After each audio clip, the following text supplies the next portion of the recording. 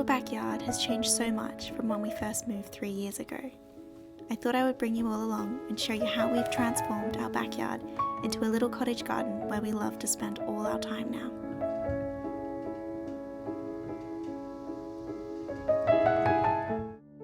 During the pandemic, we didn't even have a garden. We didn't plant flowers or veggies, and we didn't even have chickens at that point, which looking back on is just crazy to think about because now our little backyard is a huge part of our everyday life and mental health.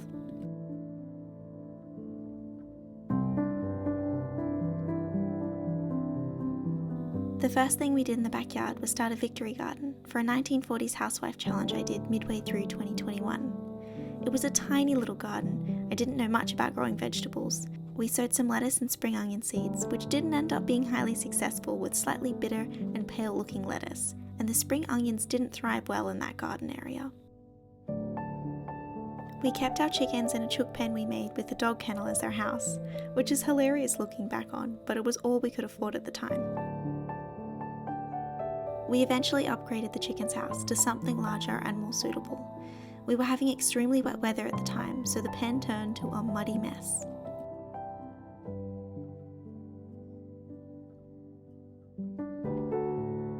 After about a year of having the chickens, we decided to give them a bigger coop at the back of our yard, and finally painted their house a sunny yellow and made a white picket gate to give their coop an English cottage garden finish.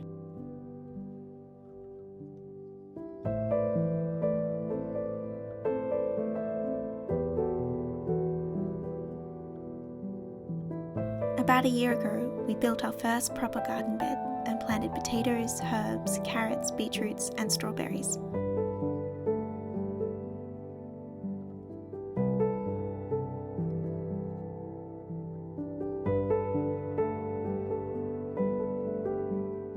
I was starting to get into growing seeds, but as we were coming into winter, this made it more difficult to start seeds in the cold. So I found a greenhouse online that I was able to set up myself and take down if I didn't need it anymore. I was overjoyed with the fact I could continue starting seeds over winter, ready to plant those seedlings in spring, and enjoy admiring my hard work over the warmer months.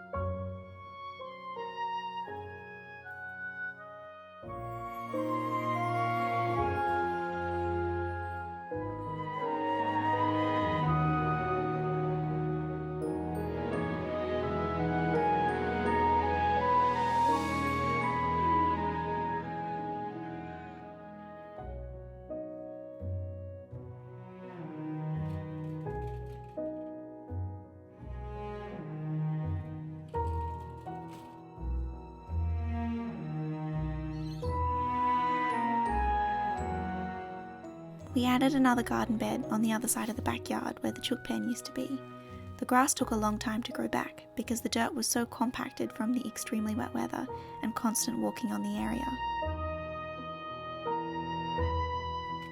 I half filled the box with dried leaves and sticks and topped the rest off with dirt and compost.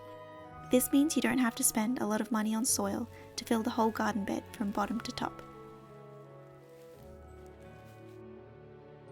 One of my favourite salad vegetables are tomatoes. I absolutely adore them. I picked 3 different varieties from the markets: Roma, cherry, and black Russian.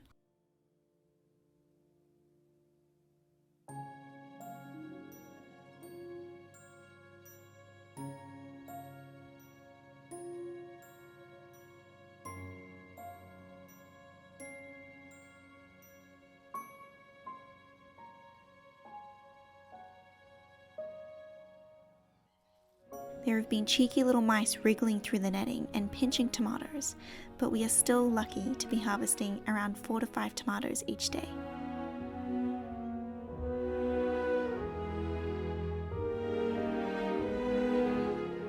My favourite tomato is definitely the Black Russian. Its colour is beautiful and it tastes divine with just a bit of olive oil and salt.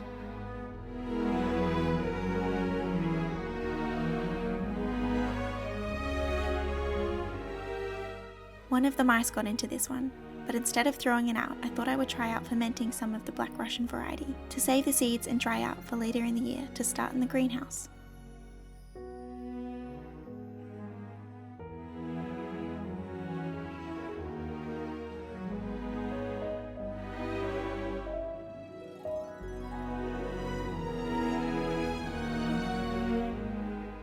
We added an archway when we put in the raised garden bed, because what cottage garden is complete without an archway with beautiful vines and flowers climbing all over it?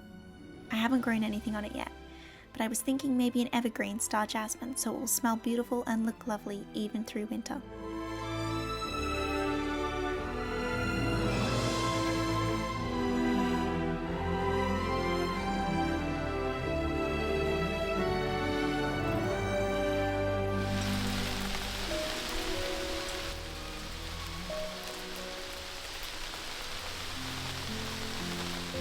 We've had quite a few hailstorms here in Melbourne, so after a year of having the greenhouse, it's a little bit worse for wear.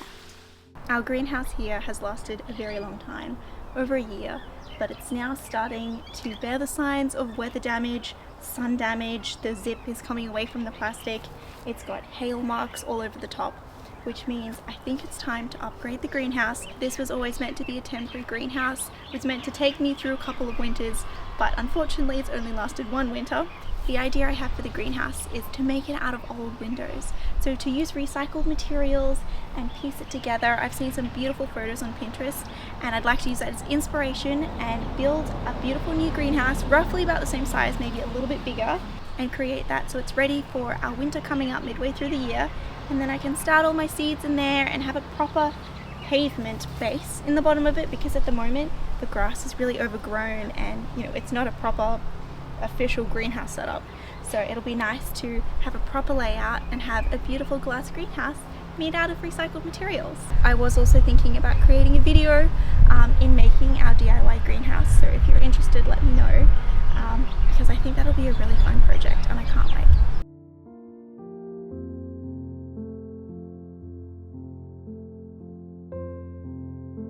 About a year ago, I was inspired by some garden planning and design books, so I started to draw out a basic design for the garden, building on top of our existing structures and trees in the yard. I would love to create a slightly curved path to the chook pen and stepping stones towards the greenhouse and garden bed.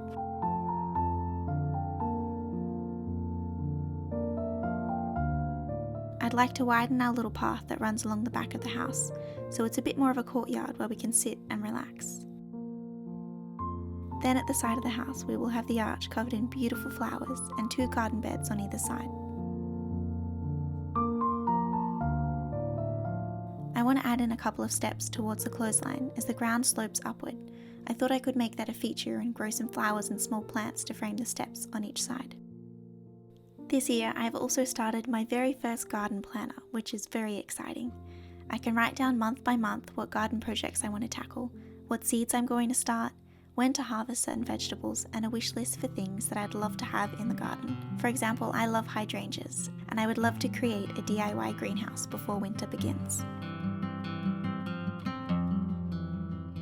We went to Bunnings this morning and picked up a whole lot of soil, some compost, and some beautiful flowers. I have been wanting to put flowers in the garden ever since we got back from Christmas because everything died. And for over a month now, I've just had dead plants in pots. I'm very much looking forward to having a therapeutic afternoon in the garden, planting flowers and planting some veggies as well. I've got some seeds to plant. We're also going to be putting some flowers along the chook pen fence. I've wanted to do that for ages. It'll make it look really beautiful and will kind of spruce up the fact that chickens just destroy grass. All their area in there is predominantly dirt just because chickens like to have dust baths. So they kind of scratch away all of that grass so that they can have a bath in the dirt. But they free range out here every day. I'm just going to put some flowers along there to kind of hide the dirt. I'm sure the chickens will love helping me out, picking out the worms as I'm digging a little garden bed to put the flowers into. This is where we're going to be creating our lovely little flower bed alongside the chook pen. The ground is very dense here. It has a lot of clay in it and it is a bit rocky as well. So it's not ideal and the best draining for a lot of these plants. I am going to be putting in some soil that I bought and loosening it up as best as I can. So I'm just going to go in with the shovel and just start creating my little edge and then digging that out. The chickens are going to have so much fun and they're going to be finding all the worms.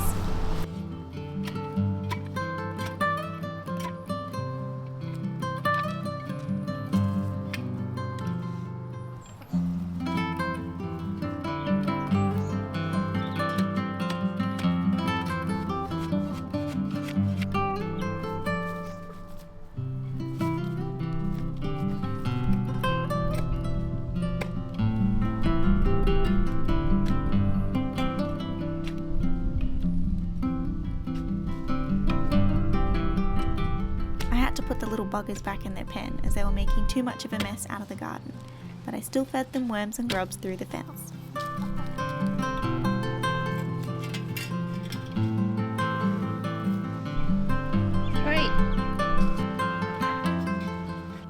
I added some extra soil and compost to the existing dry soil and played around with the arrangement of the flowers.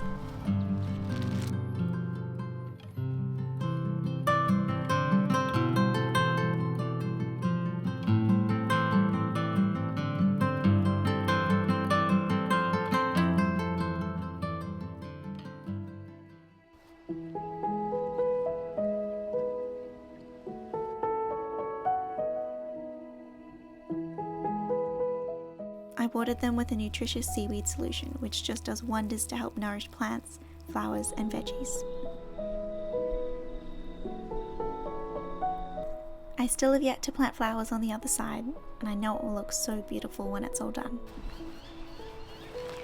I spent the next evening sowing seeds that were in season for March, which I had on hand. I topped up the garden bed with soil and compost, and planted some lettuce, carrots, garlic chives, and beetroot. I thought I would share a little tip for growing root vegetables since I've made this mistake before. Make sure to grow your carrots and beetroots from seed so they can develop properly. If you buy seedlings and transplant them, this can disturb their root system and cause your veggies to develop weakly or much smaller than you want. It always feels like a miracle when I plant a little unassuming seed, watering and waiting days to see whether it grows or not. To watch your little garden grow and your vegetables develop until you get to harvest them and enjoy your homegrown vegetables in a home-cooked meal. There's nothing better than the rewarding feeling you get from growing vegetables and flowers with your own two hands.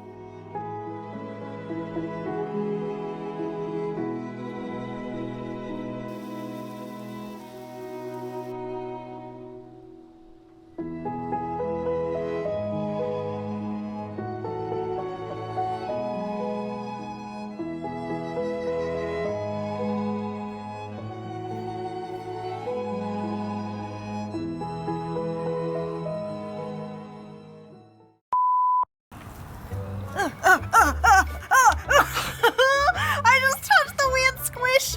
Oh. Of the old one? Yeah, the old one. Imagine if they were at the shops, no one would buy them.